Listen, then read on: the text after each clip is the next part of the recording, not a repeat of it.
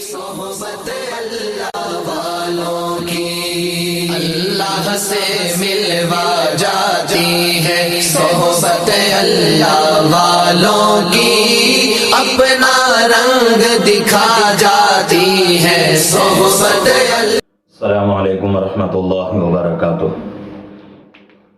نحمدہ ونصلی علی رسولہ الکریم، اما بعد۔ محترم ناظرین، میں آپ حضرات کی خدمت میں ضروری مسائل میں سے موضوع پر مسح کے مسائل لے کر حاضر ہوا ہوں۔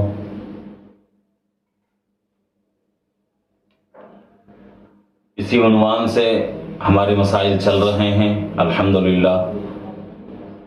کچھ مسائل پیچھے گزر چکے ہیں، کچھ ویڈیوز آپ تک پہنچی ہیں۔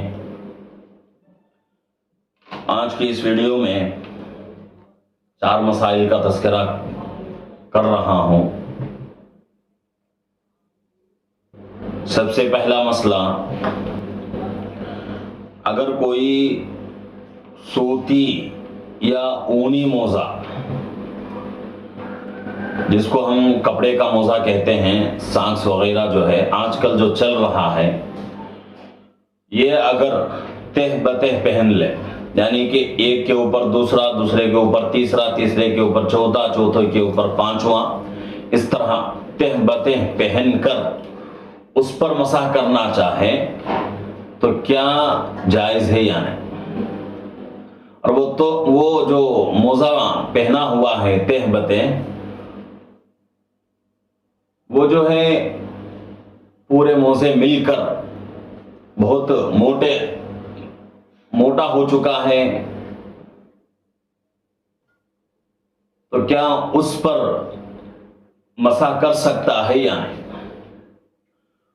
اس کے بارے میں فرمایا جاتا ہے، فقہاء کرام فرماتے ہیں کہ تہ بتہ کتنے بھی موزے پہن لے، 5 نہیں بلکہ 10 پہن لے، 20 پہن لے، 25 پہن لے، کتنے بھی پہن لے، لیکن اس کے اوپر مسح درست نہیں،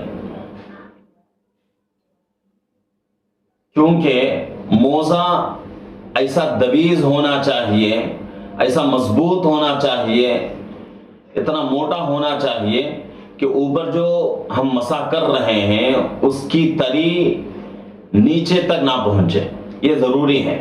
چمڑے کا موزہ ہے، پہن لیا، چمڑے کے موزے پر جب مسح کریں گے تو اوپر سے مسح کریں گے، تری اس کے اوپر رہے گی لیکن اندر تک تری نہیں جائے گی، یہی اصل چیز ہے۔ اس سے پہلے بھی بات آئی تھی کہ موزہ اتنا مضبوط ہو کہ پانی کو قدم تک پہنچنے سے مانع ہو جائے، قدم تک پانی کو پہنچنے نہ دے، اتنا دویز ہونا چاہیے، اتنا موٹا، اتنا مضبوط ہونا چاہیے۔ لیکن یہ سوتی موزہ جو ہے اتنا باریک ہوتا ہے کہ اس کے اوپر اگر مسح کریں گے تو تری فوراً جو ہے قدم تک پہنچ جائے گی، تو اس لیے اس کی اجازت نہیں دی جا سکتی۔ اسی طریقے سے مسئلہ نمبر 2، اس کا کچھ حصہ، اب جو دوسرا مسئلہ بیان ہونے جا رہا ہے، تھوڑا سا حصہ پیچھے ویڈیو کے اندر ایک مسئلے میں گزر چکا ہے، اب یہاں پوری وضاحت کے ساتھ عرض کر رہا ہوں۔ دوسرا مسئلہ یہ ہے کہ اگر کوئی شخص خفین پر، یعنی موزے، چمڑے کا جو موزہ ہے اس کے اوپر اگر کوئی آدمی سوتی یا اونی موزہ پہن لیا باریک، کیا اس کے اوپر مسح کر سکتا ہے یا نہیں؟ جیسا کہ گزشتہ ویڈیو میں ایک مسئلہ آیا تھا کہ باریک موزہ، سوتی یا اونی موزہ پہن کر اس کے اوپر چمڑے کا موزہ پہن لیا تو اس کے اوپر مسح درست ہے یا نہیں؟ وہاں جواب آ گیا تھا کہ مسح درست ہے۔ اس کے الٹے میں نے کہا تھا کہ نہیں چل سکتا کام، وہاں جو ہے بہت ہی شارٹ میں نے کہا تھا۔ اس کی پوری وضاحت یہ ہے کہ اگر کوئی آدمی پہلے چمڑے کا موزہ پہن لیا، اس کے اوپر سوتی یا اونی موزہ پہن رہا ہے، اب اس کے اوپر مسح کرنا چاہتا ہے تو اس کے تعلق سے جواب یہ دیا جائے گا کہ چمڑے کے موزے کے اوپر سوتی یا اونی موزہ جو آدمی پہن رہا ہے اس کے اوپر اس وقت مسح جائز ہے جبکہ جو موزہ پہن رہا ہے چمڑے کے موزے کے اوپر سوتی یا اونی موزہ کپڑے کا جو موزہ ہے وہ موزہ اتنا دبیز ہو اتنا مضبوط ہو کہ جب اس کے اوپر مسح کیا جائے تو تری کو چمڑے کے موزے تک پہنچنے نہ دے. اگر اتنا موٹا اور اتنا جو ہے مضبوط ہو اتنا دبیز ہو اس وقت اس مسئلے پر عمل کریں گے. نیچے چمڑے کا موزہ اس کے اوپر کپڑے کا موزہ اتنا موٹا اور اتنا مضبوط کہ اس کے اوپر مسح کریں گے تو پانی کو نیچے تک یعنی چمڑے کا جو موزہ ہے اس تک پہنچنے نہ دے اور 3 میل کے برابر چلے تو اس پہ پھٹن نہ ہو. اگر ایسا کپڑے کا موزہ ہو اتنا مضبوط اور اتنا موٹا ہو اتنا دبیز ہو تو اس کے اوپر ہم مسح کر سکتے ہیں. اور یہ مسح کب ہو رہا ہے جبکہ نیچے اس موزے کے نیچے چمڑے کا موزہ موجود ہے, چمڑے کا موزہ پہن کر اس کے بعد کپڑے کا موزہ پہن لیا ہے.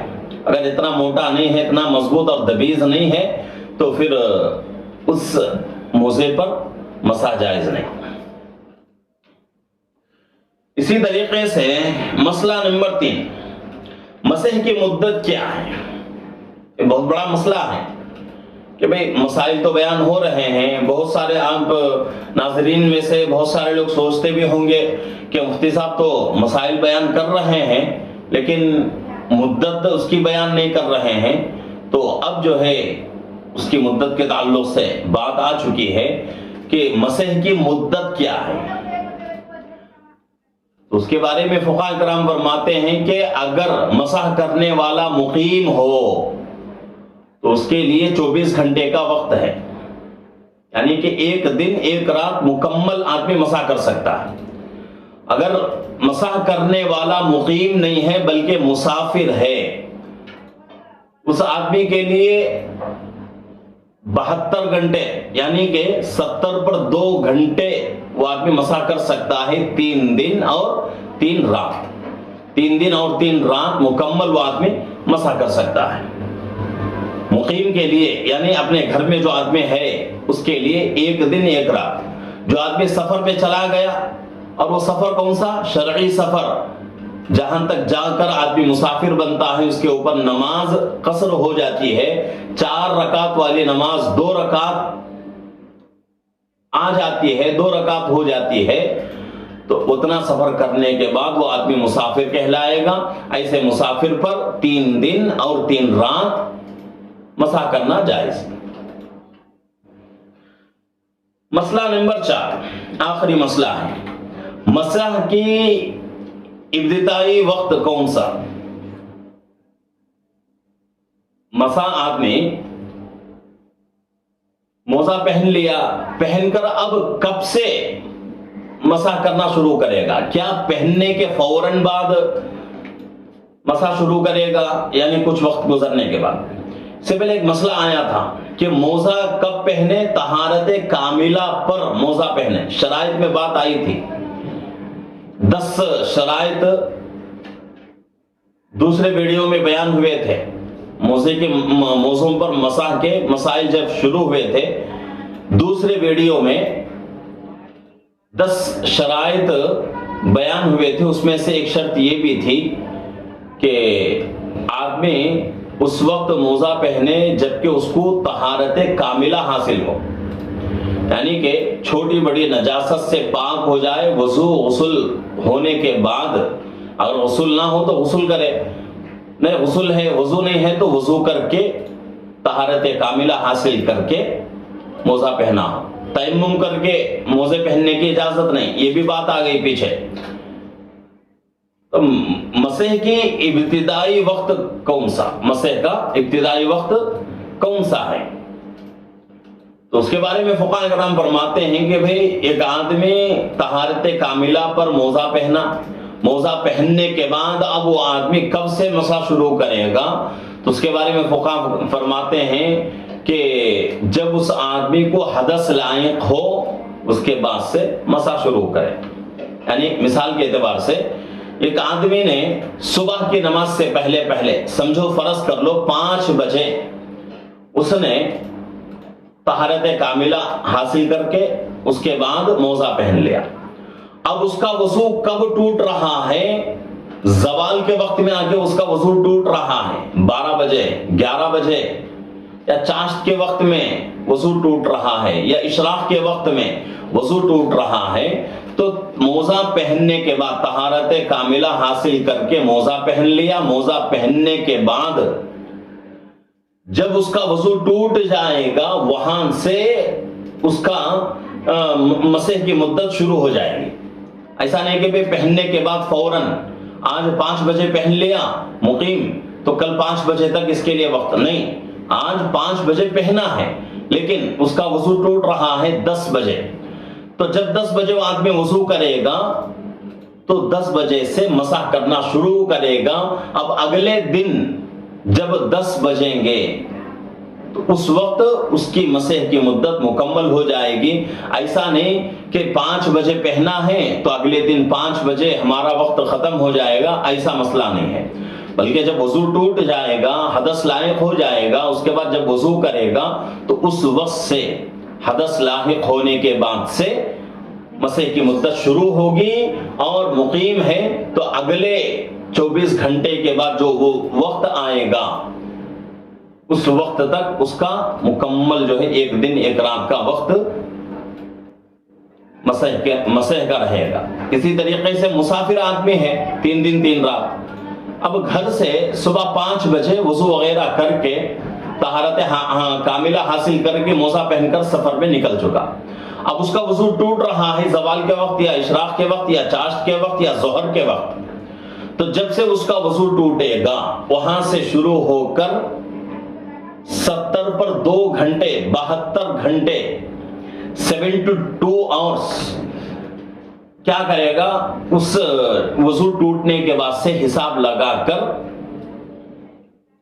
وہ آدمی 3 دن 3 رات مسح کرتا جائے گا. مثال کے اعتبار سے آج پیر کا دن ہے. پیر کے دن اس آدمی نے صبح کی نماز کے لیے وضو کیا، طہارت کاملہ حاصل کیا، اس کے بعد موزہ پہن کر سفر میں نکل گیا. اب اس کا وضو ٹوٹ رہا ہے 10 بجے. آج پیر ہے، پیر کے 10 بجے اس کا وضو ٹوٹا. اب وہاں سے اس کی مسح کی مدت شروع.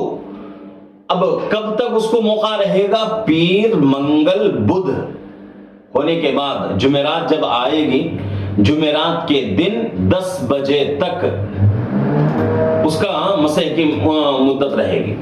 تو مقیم کے لیے 1 دن 1 رات اور مسافر کے لیے 3 دن 3 رات. اور مسح کی ابتدا حدث لاحق ہونے کے بعد سے اگلے 24 گھنٹے تک مقیم اور مسافر کے لیے مقیم کے لیے مسافر کے لیے 72 گھنٹے 70 پر 2 گھنٹے اس حدث لاحق ہونے کے بعد سے حساب کر کے 70 پر 2 گھنٹے جہاں مکمل ہو رہے ہیں اس وقت تک اس کی مسح کی مدت رہے گی. تو وہ وقت جب ختم ہو جائے تو پھر اس موزے کو نکالنا پڑے گا. نکال کر وضو باقی ہے تب بھی موزے کو نکالنا پڑے گا. نکال کر پھر سرے نو وضو وغیرہ کر کے طہارت کاملہ حاصل کر کے پھر پہنے گا. اس کے بعد پھر ایسا ہی جو ہے مسئلہ جاری رہے گا. تو یہ جو ہے آج کے 4 مسائل تھے جو میں نے آپ حضرات کے سامنے جس کے بارے میں بات کی ہے اور جن کا تذکرہ آپ کے سامنے کیا ہے. تو ناظرین سے میری گزارش ہے کہ ہمارے چینل کے ساتھ جڑے رہیں. ہمارے چینل کو لائک کریں، شیئر کریں، سبسکرائب کریں. جتنا ہو سکے دوسروں سے جو ہے شیئر کرتے جائیں. ہر ویڈیو میں جو ہے یہ میں آپ سے گزارش کر رہا ہوں.